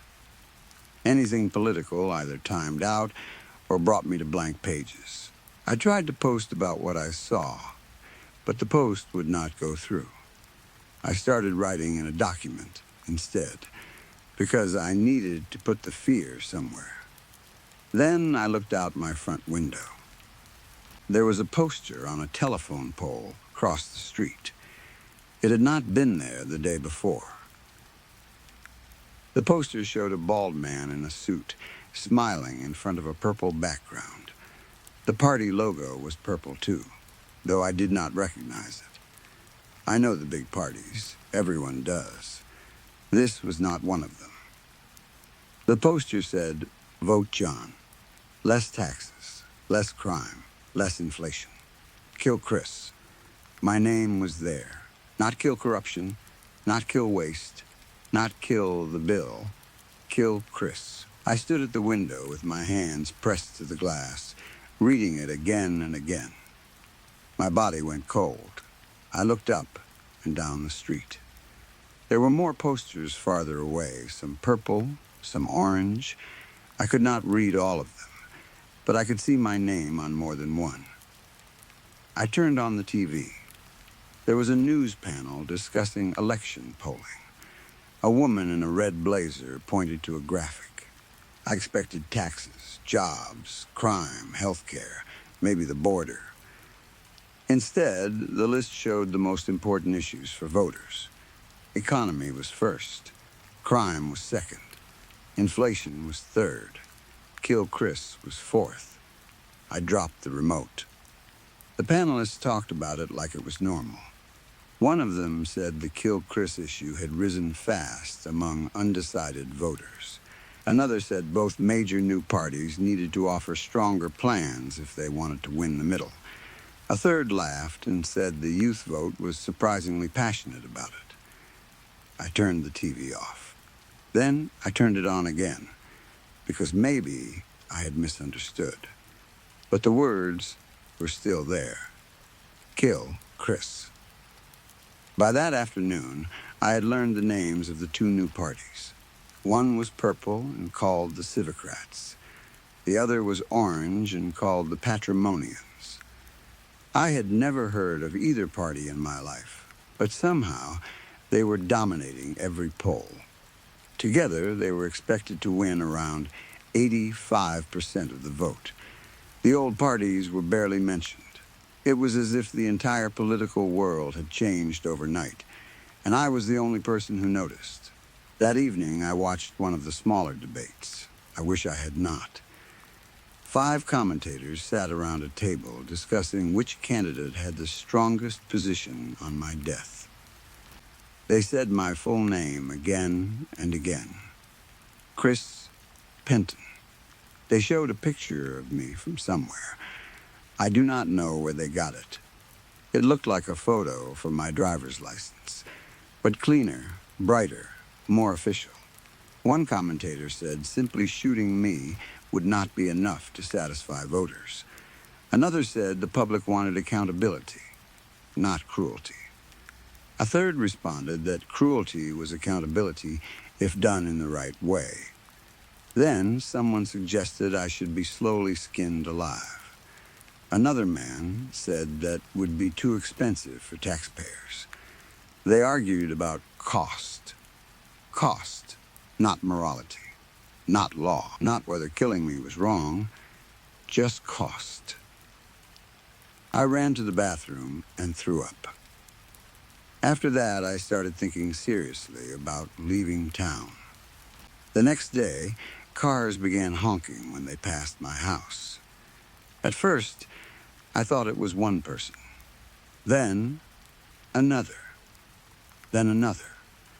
Some honked once. Some held their horns down as they drove by. One truck slowed outside my driveway, and the driver shouted something I could not understand, then laughed and drove away. By evening, the TV said Kill Chris had become the second most important issue for American voters. I did not leave the house. The big debate was the night after that. I watched it because I felt like I had to. That sounds stupid, but when the whole world starts planning your death, you feel this terrible need to hear every word.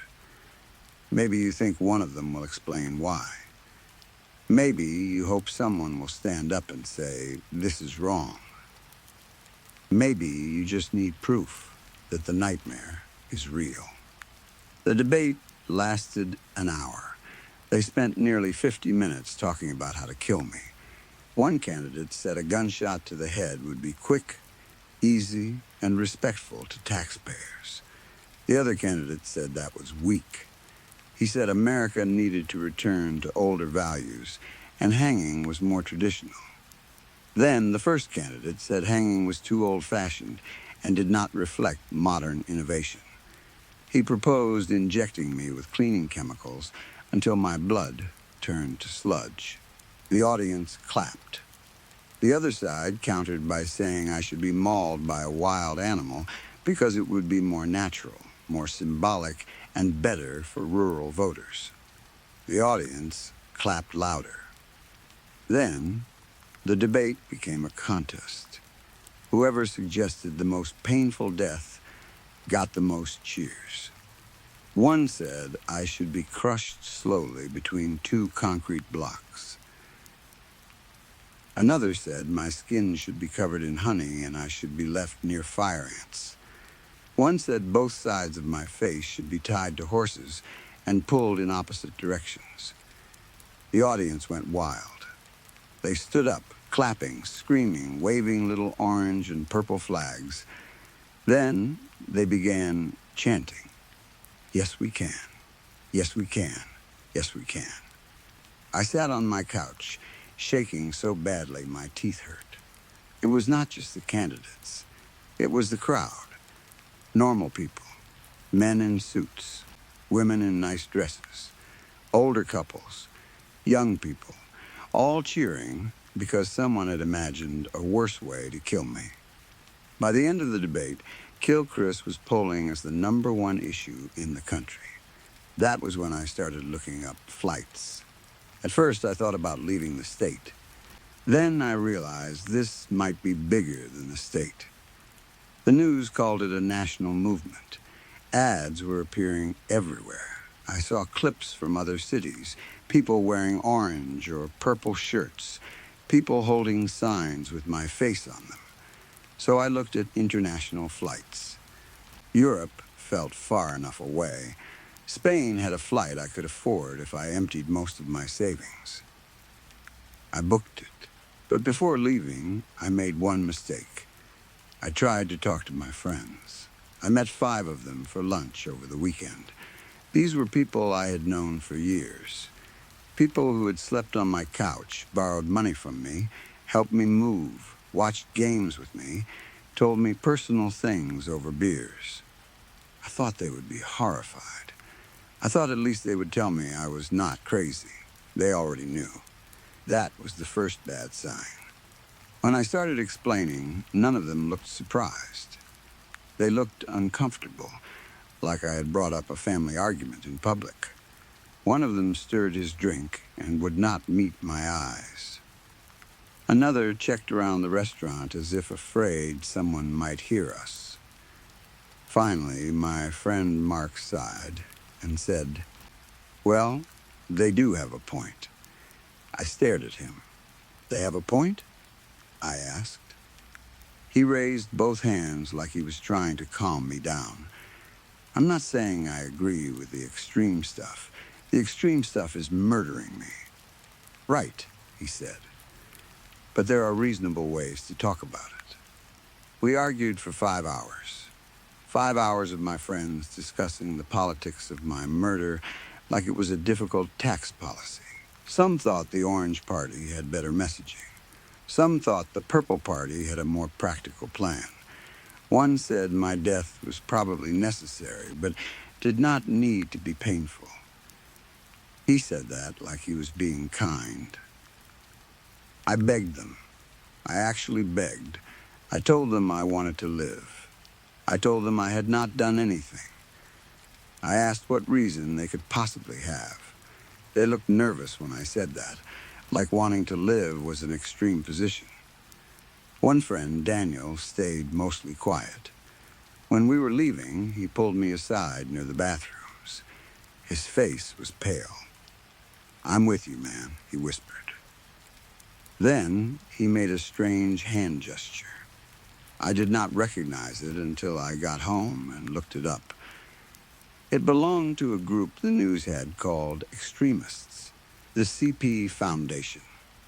In any normal world, that name would sound like some weird internet thing, but in this world, the government was warning people about them. The FBI was reportedly investigating their members. News anchors called them dangerous radicals. Their full name was Save Chris Penton. That was their crime. They wanted me to live. That was considered extremism now. I barely slept that night. Someone tried my back door around 3 in the morning. I heard the handle turn. Slowly, carefully, I grabbed a baseball bat and stood in the hallway until sunrise. The next morning, I did something I should have done earlier. I called the police. Maybe I was stupid for waiting. Maybe I was too scared, too confused, too shocked to remember that police existed. I told the dispatcher about the ads, the threats, the people outside my house, the attempted break-in. There was silence on the line. Then she said, "Sir, we don't get involved in politics." I almost laughed. Politics? My murder was politics. That day was Thanksgiving.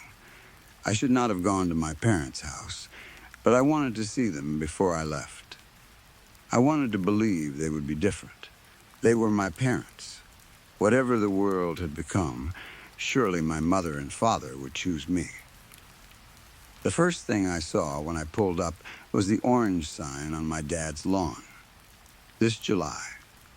Vote orange. I sat in the car and stared at it. Then I went inside. My mother hugged me like everything was normal. The house smelled like turkey, gravy, and sweet potatoes. My aunt was there. My dad was watching TV in the living room. An orange campaign ad played during the commercial break. I brought it up immediately. I asked why he had that sign on the lawn. My parents looked at each other. My mother said, "Chris, not now." I told them I was leaving the country. My father asked why. I shouted then. I could not help it. Why? Why would I leave? Because the whole country was debating how to kill me. Because my friends thought my death was reasonable. Because strangers were honking outside my house. Because the police called it politics. My mother looked hurt. Then she said, "No politics at the table, dear. No politics." At the table, my father talked about the Orange Party. He did not say directly that he wanted me dead. Not exactly. But he said people needed to think about the greater good.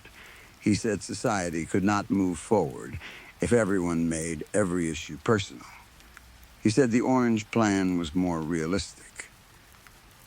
My aunt nodded and said, "As long as we all vote. It's our duty."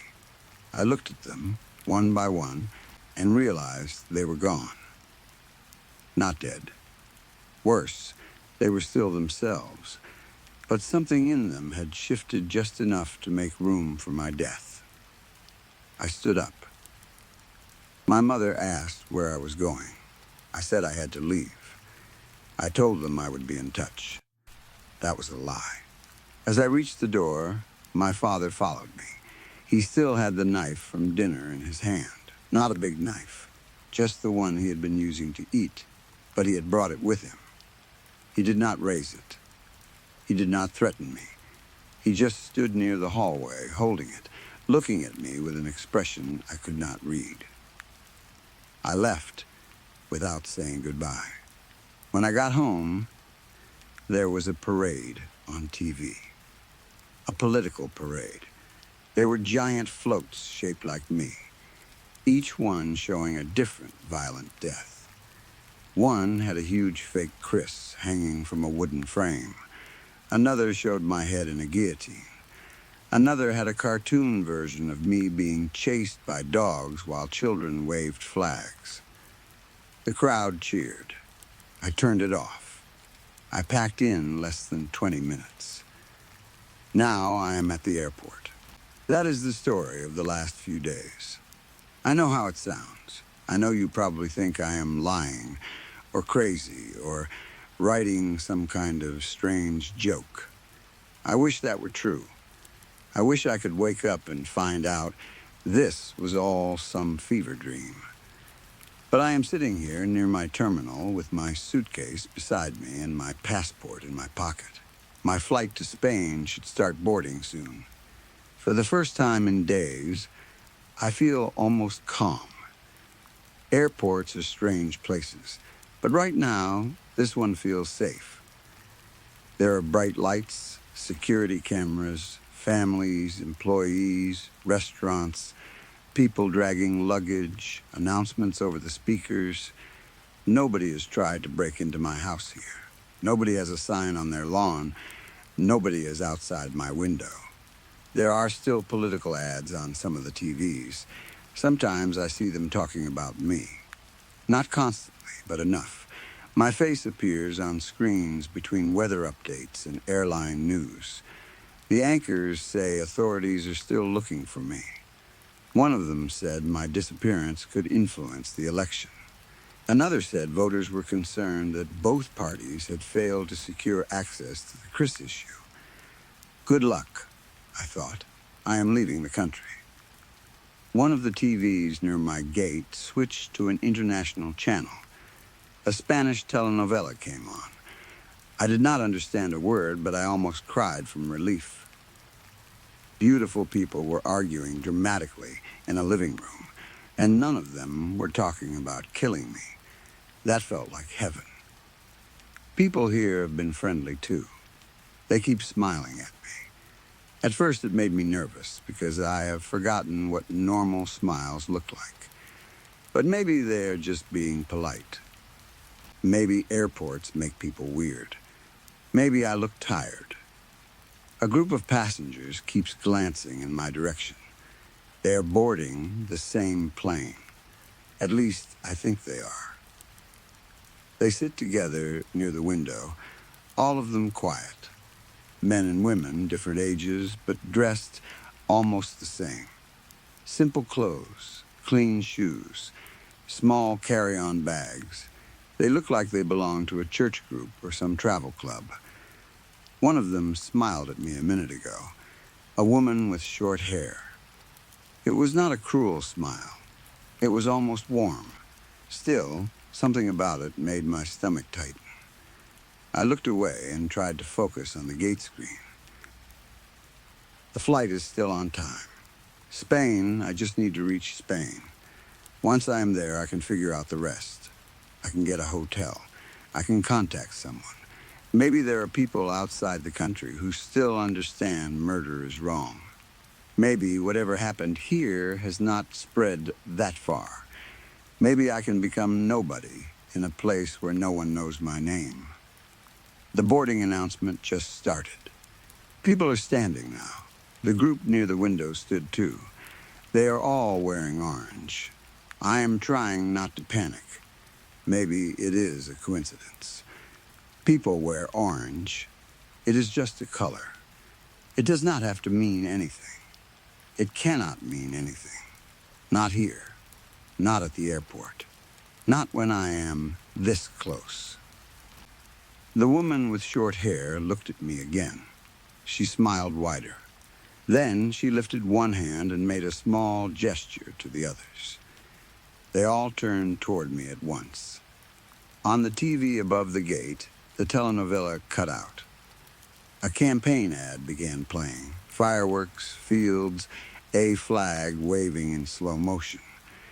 Then my face filled the screen. The deep voice said, Chris Penton thought he could run. People around the gate stopped moving. The orange group stepped closer. The voice on the TV continued. But America keeps its promises. The boarding agent looked at me. Then she smiled too. I grabbed my suitcase and stood up so fast the chair fell behind me. The whole terminal seemed to go quiet. Even the flight announcement stopped halfway through a sentence. Across the room, a little boy pointed at me. Mom, he said. Is that him? His mother pulled him behind her, but she did not look scared for me. She looked excited. I turned and ran. The orange group followed. So did others. Not everyone at first. Some people only stared. But then someone shouted, "There he is." And the whole airport seemed to wake up. I ran past a coffee shop, past a row of charging stations, past a family with matching backpacks. My suitcase hit someone's leg, and I let it go. I heard it crash behind me. I kept running. A security officer stepped into my path. For one stupid second, I felt relief. Then I saw the orange pin on his uniform. I dodged left and slammed into a trash can, nearly falling. Hands grabbed at my jacket. I tore free and kept moving. Behind me, the crowd shouted over itself, voices mixing into one horrible sound. Yes, we can. I found a service hallway and pushed through the door. For a moment, I was alone under harsh white lights. My breath tore in and out of my chest. The hallway smelled like bleach and dust. There were doors on both sides, all marked for employees only. I tried the first door. Locked the second. Locked, the third opened. I slipped inside and shut it behind me. It was a storage room, no windows. Shelves filled with cleaning supplies, paper towels, plastic bins, and old signs. My hands shook as I pulled out my phone. No service, of course. I tried to connect to airport Wi-Fi. The page loaded slowly, then changed to a campaign website with my face on it. A countdown clock ticked beneath the picture. I do not know what happens when it reaches 0. Outside the storage room, footsteps passed, then stopped. Someone knocked, gently. "Chris," a woman's voice called. "We just want to talk." Another voice, a man, said, "It doesn't have to hurt." Then a third voice whispered, almost kindly, "But it does have to happen." I am sitting behind a stack of boxes now, typing this with shaking hands. I do not know if this will post. I do not know if anyone will see it. I do not know if there is anywhere left to run. The doorknob just moved. They are still smiling out there. And someone on the other side has started chanting softly. Yes, we can. Story 5. Mom, I made it to Grandpa Dave's place. I know you told me the signal out here was bad, but you did not explain just how bad it really was. I thought you meant slow internet, maybe a few dropped calls, the kind of thing people complain about when they are too far from town. But out here, my phone is almost useless. It keeps searching for service and finding nothing. Sometimes one little bar appears for a second, just long enough to make me hopeful, and then it disappears again. My laptop is no better. Without the internet, it is basically a heavy paperweight with a keyboard. So I guess I am writing letters now, like someone from 100 years ago. The drive here was longer than I remembered. I know I used to come here when I was little, but everything felt bigger back then. The road still twists through the trees the same way, though it still feels like the woods are slowly swallowing the world on both sides. There are barely any houses nearby, and after the last gas station, the road gets so quiet that even the sound of the tires starts feeling too loud. I passed the observatory on the way in. You were not kidding about that place either. I do not understand what they do there that is so important that the whole area has to feel cut off from everything. The fences, the signs, the weird little warning posts, all of it made me feel like I was driving into land I was not supposed to enter. I kept thinking about how Grandpa always called the people there sky watchers, like he was joking, but not completely. Anyway, I got to his house just before dark. I found the key under the mat like you said I would. The porch was dusty, and the rocking chair was pushed back against the wall like nobody had sat in it for a while. I knocked first, just in case Grandpa was inside and did not hear the truck, but no one answered. I called his name a few times, too. Nothing. I let myself in. The place smelled like old wood, cold coffee, and that strange dry smell his house always has, like dust and pine needles. At first, I thought he might be asleep, or outside in the garage, or walking somewhere on the property. You know how he is. He has never been the type to explain where he is going or when he will be back. Still, it felt strange not seeing him. The house looks different in little ways. I think he has been doing some remodeling. Some tools were left out near the hallway. A few boards were stacked against the wall. There was plaster dust near the stairs, and some muddy footprints leading down toward the cellar. Nothing too strange, I guess, but enough to make me wonder what exactly he needed my help with. Did his letter to you say anything besides needing an extra hand? Because that is all you told me. And now I am thinking maybe there was more to it. I know Grandpa can be dramatic when he writes, so maybe you did not want me to worry. If that is the case, I wish you had just told me. I will keep an eye out for him. He is probably just out and about, maybe at a neighbor's place, or maybe he went into town and forgot I was coming today. That sounds like him. Please feed Tippy for me. Give him extra scratches behind the ears if he is still mad that I left. Love you. I am writing again because I am starting to get a little worried. It is November 8th, 2008, and I still have not seen Grandpa at all. I know he has always done things his own way, and I know disappearing for a day or two might not seem strange for him, but it has been 2 days now. I have been sleeping in the guest room, eating whatever canned food I can find, and waiting for him to walk through the door like nothing happened. But he has not. I started poking around the house today. I know that sounds like snooping, and please do not tell him if he comes back before I send this, but I did not know what else to do. There were little signs that he had been here recently, or at least signs that someone had been here. There was a half-finished mug of coffee sitting on the kitchen counter. The coffee had gone cold, and a thin skin had formed on top of it. There was chicken thawing in the sink, too, which smelled awful by the time I found it. I cleaned it up before it made the whole kitchen stink. The lights in his bedroom were on when I arrived, and I left them that way the first night because I thought maybe he wanted them on. But today I finally went in and turned them off. His bed was not made, but it did not look slept in either.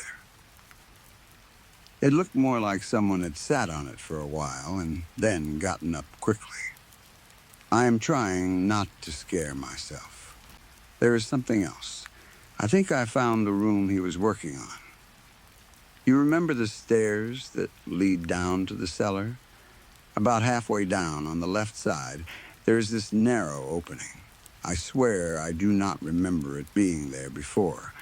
Maybe it was covered when we were kids, or maybe I never noticed because Grandpa always told us to stay out of the cellar. But it is there now. It is not exactly a hallway at first. It is more like a gap in the wall, barely wide enough to step into.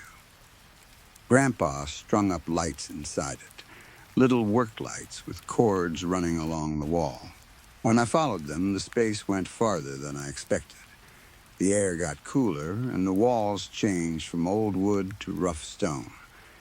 The light made the place look yellow and sick, and every step sounded too loud. At the end, it opened into a room. I do not know how to explain it. The room is bigger than it should be. I kept trying to picture where it would be in relation to the house. but I could not make it make sense. It is underground, I think, or partly under the house, but it feels like it stretches beyond where the foundation should be. It is about the size of two of my beds side by side, and maybe four beds deep. Not huge, but much bigger than a hidden room under an old farmhouse should be. There are tools everywhere. A sledgehammer, chisels, buckets, old gloves, a crowbar, and a workbench made from boards balanced on crates. There is dust all over the floor, and some of the stone looks freshly broken. But the strangest thing is the door. Grandpa uncovered a big door at the far end of the room. It is not like a normal door. It is too heavy-looking, too old, and it does not match the house at all. It is made of some dark material that might be metal, but it does not shine like metal. The surface is covered in these red roots. At least I think they are roots. They are thick and dry looking in some places, but in others they look almost fresh, like veins. They spread across the door and into the cracks around the frame. None of the keys in the house work on it. I tried a few, but I did not try to force anything. I did find some molds in the hidden room, though. They looked like Grandpa was trying to make or copy a key. So my best guess is that he found the door, could not open it, and went into town to get a key made. That would explain why he is not here. Maybe. I will keep looking around tomorrow. I hope you and Tippy are doing well. I miss you both more than I thought I would. Love you. Mom, I am writing this on November 9, and I am starting to get really freaked out. I tried to keep myself calm today. I told myself Grandpa probably went into town. I told myself he probably got stuck somewhere. Maybe the truck broke down. Maybe he stayed with someone. Maybe he forgot I was coming. All of those are possible, I guess. But I do not think he went into town. I checked his closet this morning. I do not know how many pairs of shoes Grandpa owns, but there was only one pair in there. His old boots. The ones he always wears when he works outside were gone, so at first that made sense. But then I found his wallet in the bedside table. Why would he go anywhere without his wallet? I checked the kitchen again. I checked the porch. I checked the shed, the cellar, the guest room, even the little storage room where he keeps boxes of Christmas things. Nothing. Then I walked down the road to his nearest neighbors. I forgot how far away they are. It took longer than I expected, and the whole walk felt wrong. The trees are so thick out here that the road feels like a tunnel. There were birds in the branches, but every time I stopped walking, everything went quiet. The neighbors are an older couple.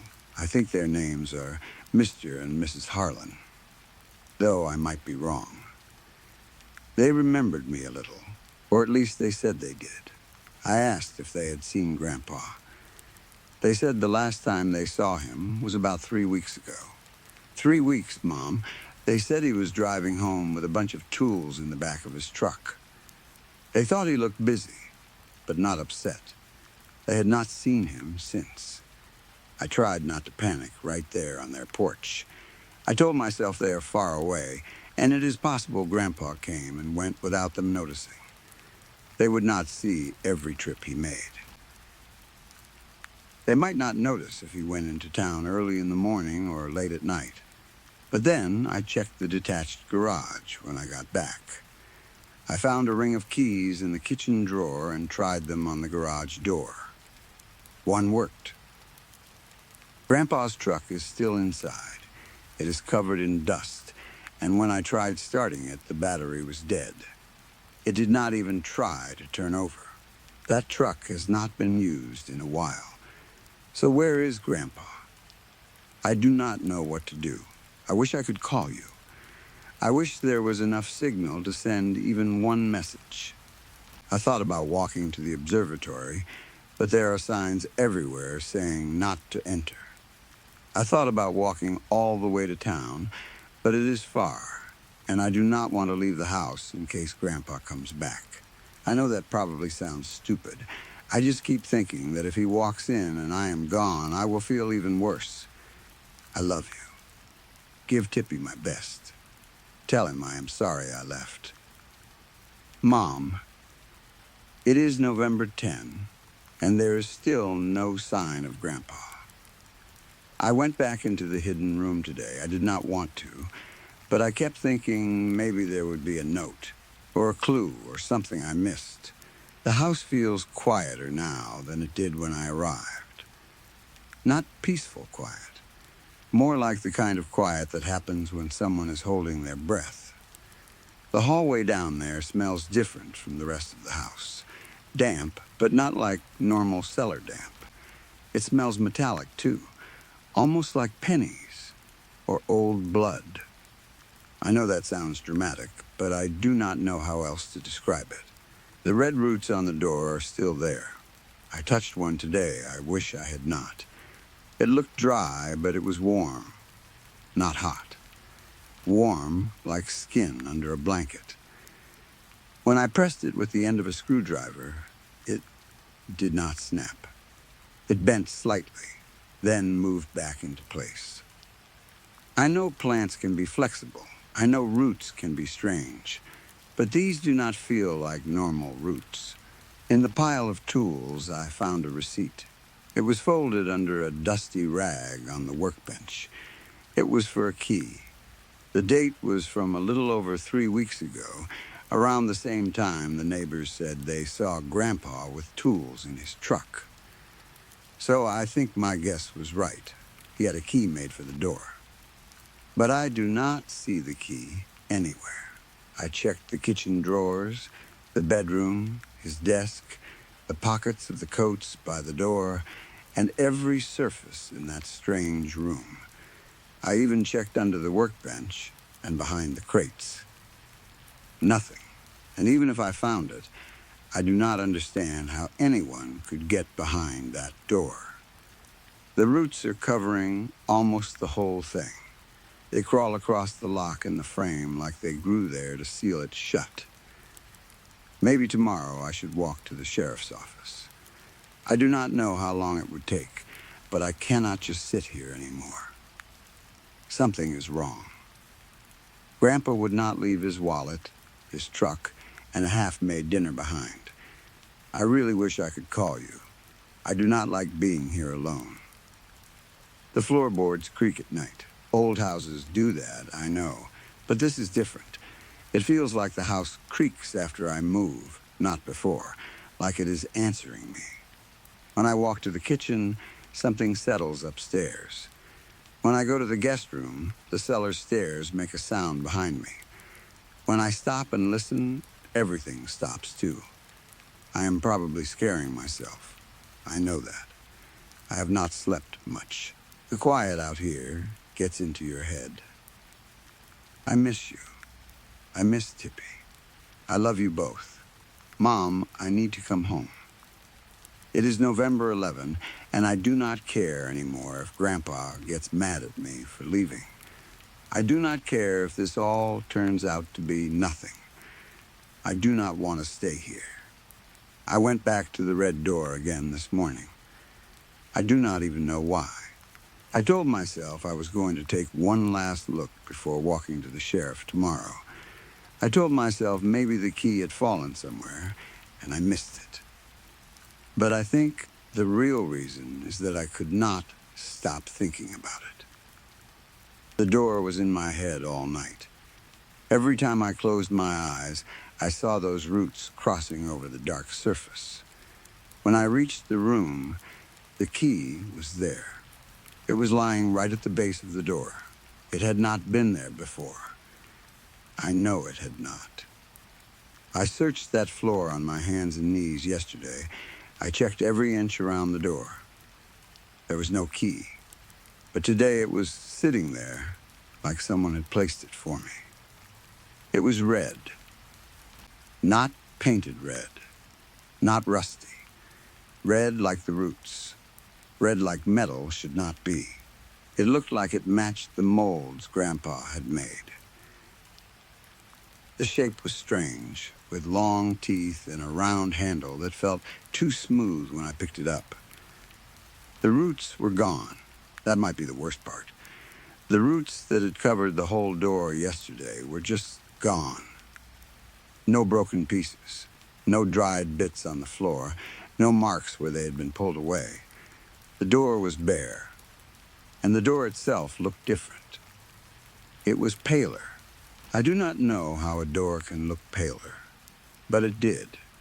It had been dark before, almost black in the work lights. Now it looked grayish, maybe even white in some places, like something had drained the color from it. The whole house feels different now, too. Since I found the key, I cannot shake the feeling that someone else is here. Not walking around exactly. Not hiding behind doors. More like someone is always just out of view. Or worse, always in view, but I do not know where to look. Does that make sense? I feel watched in rooms with no windows. I feel watched when I close my eyes.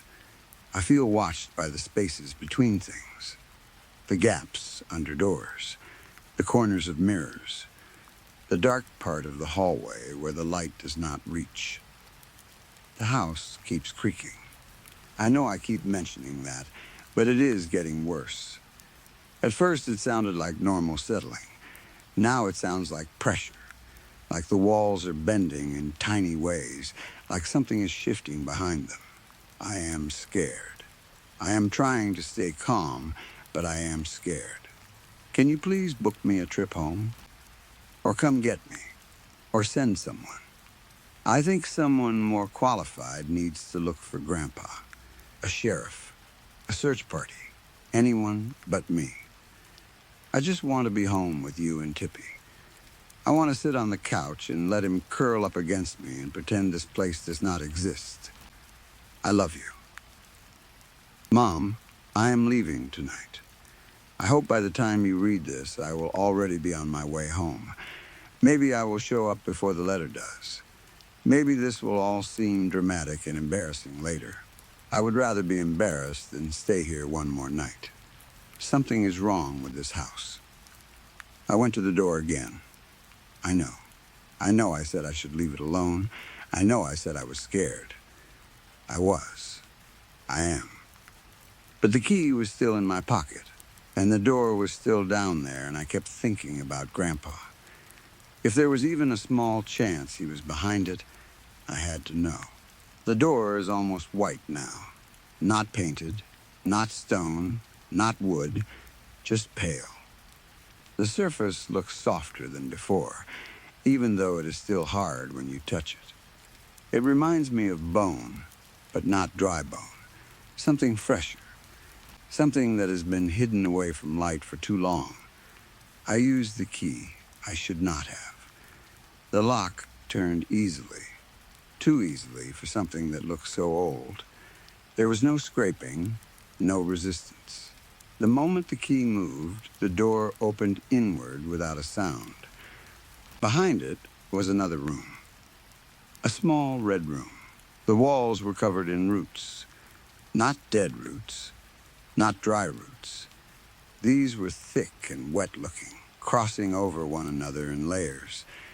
They pulsed slowly in the light from the hallway. I stood in the doorway and watched them move. Not a lot, just enough to know they were not still. The room smelled terrible, like dirt, old meat, and something sweet that had gone bad. In the center of the room was a table. Above the table, hanging from the ceiling by the roots, was a hand. Just a hand. It was old and pale and spotted, with thin skin and thick knuckles. The wrist disappeared into a mass of red roots that held it in the air. The hand was clutching a pen, and it was writing. There was paper on the table beneath it. The hand moved slowly, shakily, like it was hard to make the fingers obey. The pen scratched across the page while I stood there, unable to move. At first, I thought I was seeing a machine, some kind of horrible trick. Maybe Grandpa had built something. Maybe the hand was fake. Then, one finger twitched. The hand paused. It turned the pen slightly and kept writing. I stepped closer before I could stop myself. I wanted to see what it was writing. The words on the paper said, "Send help. I need a hand." I ran. I did not close the door. I did not take the key. I just ran back through the hidden room, through the narrow hallway, up the cellar stairs, and into the kitchen. I almost fell twice. I slammed the cellar door shut and dragged a chair in front of it like that would do anything. "Mom." The hand looked old. It looked like Grandpa's hand. I keep telling myself it could not be. I keep telling myself I saw it wrong because I was scared. But I remember his hands. I remember the dark spots, the big knuckles, the scar near his thumb from when he cut himself fixing the fence. It looked like his hand. I am not staying here anymore. There is a pit in my stomach that will not go away. It feels like something has hooked itself inside me and is pulling. I am packing now. I do not care how dark it is outside. I am going to walk. I will take the road toward the neighbors first, and if they will not drive me, I will keep walking toward town. I am leaving this letter on the kitchen table because I do not know if I will be able to mail it, but if something happens and someone finds it, I want you to know I tried to come home. This is my last letter from this house. Do not come here alone. Please do not come here alone. I love you. I will see you in Tippy soon. Mom, everything is fine. I am sorry if my other letters scared you. I was confused. I was tired. I was alone for too long, and the house made me imagine things. Grandpa is not missing in the way I thought he was. He is here. Parts of him are here. Enough of him is here to help. I understand now why he asked for an extra hand. That was not a joke. It was an invitation. I was wrong to be afraid of the room. I was wrong to run from the door. The red place is not bad. It is warm. It knows what people need before they know how to ask. It took Grandpa's hand because he offered it, or because he understood that hands are useful. Hands open doors. Hands write letters. Hands hold tools. Hands ask for help when the mouth is gone. I did not make it far last night. I thought I was walking toward the neighbors, but the road kept bending. The trees leaned close, and the dark between them moved like water. I walked for what felt like hours, but when I saw lights ahead, they were not the neighbors' lights. They were the cellar lights. I was back at the house. The front door was open. The house was waiting. I went downstairs because there was nowhere else to go. The white door was open, too. Inside, the red room was brighter than before. The roots had spread over the table and down the walls. Grandpa's hand was still writing, but it was slower now. Tired, used up. It had done its part. There were other things in the room that I had not noticed before. I think they were watching me. I did not understand how, because there were no faces. Not yet. But the room wanted to see. It had roots. It had a hand. It had a door. But it needed eyes. That is why I am writing now. Everything is fine. Come help me. I need some eyes. Yours would be good, because they are kind. They always looked at me like I was safe. I think the room would like them. I think Grandpa would, too, if the part of him that is still here can still want things. Bring Tippy if you can. He always had bright little eyes. Come soon. Come before the room gets impatient. Come before it has to find someone else. Come help me, Mom. I need some eyes. Come soon. Come